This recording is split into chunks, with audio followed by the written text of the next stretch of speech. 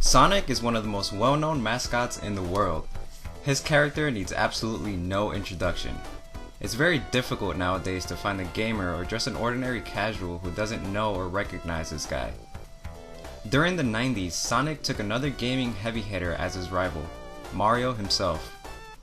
The two companies Nintendo and Sega duked it out for years until the bit wars finally faded and Nintendo came out on top. Back in Sonic's golden years, Sega had several ideas and concepts for the Blue Hedgehog that never materialized. Now this will be the first part to a series of unreleased Sonic games that I'll be discussing. And so in today's video, I'll be taking a look at Sister Sonic and Sonic Crackers. Sister Sonic was to be another addition to the Sonic series. It was to be released for the Sega CD in 1993. Now Sega wanted to try something a bit different with this title. They wanted to create an RPG style Sonic game. This title, like the name indicate, was to star Sonic's sister who was never given a name at the time. Now to tackle this game, Sega was to be partnered with Falcom, the developer of a small title called Popful Mail. Sega wanted to take the Popful Mail IP and rebrand it with Sonic characters and themes, the same way that Nintendo rebranded Doki Doki Panic into Super Mario Bros. 2. Now Popful Mail is a side-scrolling platformer with RPG elements for the NEC PC 8001 computer, and was later ported to the PC Engine, and then again to the Sega CD thanks to Sega. The game is set in a fantasy world starring the female protagonist Mail, an elf bounty hunter on her way to collect the bounty of a criminal wizard named Muttonhead. In early 1993, Electronic Gaming Monthly made first mention of this game, stating Sega's intentions of giving the game an RPG-style mechanic with the title Sister Sonic. They also stated that the game would be revealed at the Toy Fair in June of the same year. According to Sega, when Popful Mail fans heard of the decision to make the IP a Sonic game, the offices were flooded with complaints and concerns, and a massive letter writing campaign from fans of the original game caused Sega to change its mind and released a direct English port instead for the Sega CD. Unfortunately, this game didn't get into development as far as we know, probably due to the fact that the fans shut the idea down as soon as it was brought up. It just goes to show the true impact and power video game fans have on the industry. Now let's move on to another peculiar title I'd like to discuss, known as Sonic Crackers. Its origins are somewhat unknown, except for the clues found in the ROM itself.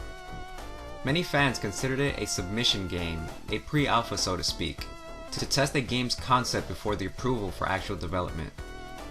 The one thing that is definitely known is that certain concepts of this game went into Knuckles Chaotix for the Sega 32X. Once the Sonic Crackers games is initiated, you are introduced with very awkward gameplay mechanics.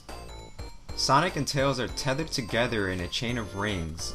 None of the playable stages have enemies or items, and Tails' AI is virtually non-existent. Once he hits a wall, he's pretty much stuck. He cannot jump over any obstacles or any ledges. The player must backtrack and get him out or find another way through. The first playable stage is dubbed the construction stage, and rightfully so. The stage has a construction site look and ambient to it. The stage is of course glitched, and the game over music will randomly begin to play as you're playing the game.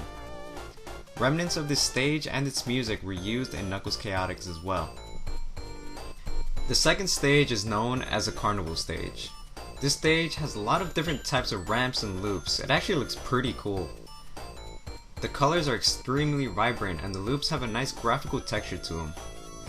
Now unfortunately, this stage is also heavily glitched. In some places, Sonic just stops running out of nowhere, probably due to invisible objects in the way that haven't yet been fully programmed.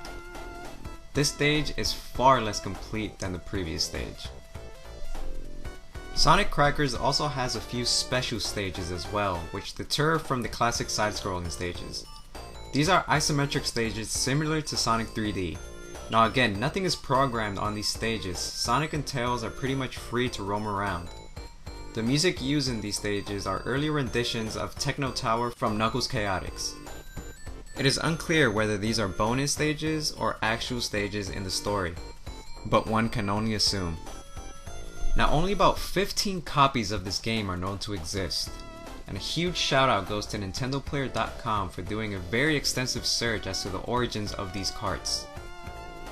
The line of Sonic Cracker carts owners was traced back to quite a few people. The author of the article got his copy from an eBay seller who in turn got his from an employee who worked at Sega UK back in 1995. That was all he heard from this seller and never got any other response to any other questions he asked. Now in search for more answers, he managed to track down another owner of a Sonic Crackers cart, which led him to Oisin McGovern from Dublin, who was more than willing to share what he knew. Oisin had received this copy from a US collector by the name of Rob Ivy from Montgomery, Alabama. Rob Ivy then revealed that he had received his copy from a serious Atari prototype collector and game store owner by the name of Dan Mauxon of Michigan. Dan did in fact confirm that these cartridges came from an official Sega of America employee and not a Sega of UK employee. And so the search continued for more answers. This led to Clinton Dyers, a Sega writer for the Sega Hotline guides from back in the day. He wrote something very interesting at the end of one of his guides for Sonic and Knuckles, stating, "You defeated Dr. Robotnik, but in the midst of the battle you forgot to destroy the Death Egg. What does this mean? Stay tuned for more Hedgehog adventures. The end. Sonic Chaotic with a question mark. 32X." This cryptic message appears to be hinting at a new Sonic game for the 32X add-on called Sonic Chaotic. Could this have been the precursor to the 1995 game Knuckles Chaotix? Many people have speculated so. Now the Sonic Crackers ROM header has a copyright date of July 1994 and a completely different title altogether, Sonic Studium, while the title screen shows a build date of April 1st, 1994. This has caused many gamers to speculate that this game was nothing more than an April Fool's joke. But others have debunked that theory, stating that too much time and effort was put in this game to pass it off as a simple joke. Interestingly enough, a beta of Knuckles Chaotix Prototype 1207 with the build date of December 7th, 1994, 1 week before the date of Dyer's guide, was found to include hidden text that spells out Sonic Crackers 32X in the Genesis VDP viewer. Now unfortunately, no one has been able to track down Clint Dyer to obtain any more information. But recently an individual by the name of Robert S., who goes by Sega Man in the Sega forums, verified critical information that linked him to Sega, and he confirmed that Clint had access to Sega binary libraries which included unreleased and work-in-progress games. His theory was that the reason why Clint Dyer was so difficult to get a hold of is to avoid legal action by Sega. Now this Robert S. ended his conversation with NintendoPlayer.com's writer by stating something very interesting. He stated, "As I said earlier, I might be more prudent to base the value of these things as being proto boards, regardless of content. It would be far too easy now to segment any old binary, burn it to the EPROM and call it a proto. In that sense, are these really anything more than a fancy repro cart? So is this an actual game, beta, or just a project someone was fooling around with? Let me know what you guys think. Thank you guys for watching, and stay tuned for part 2 of this unreleased Sonic game series. I'll see you all next time."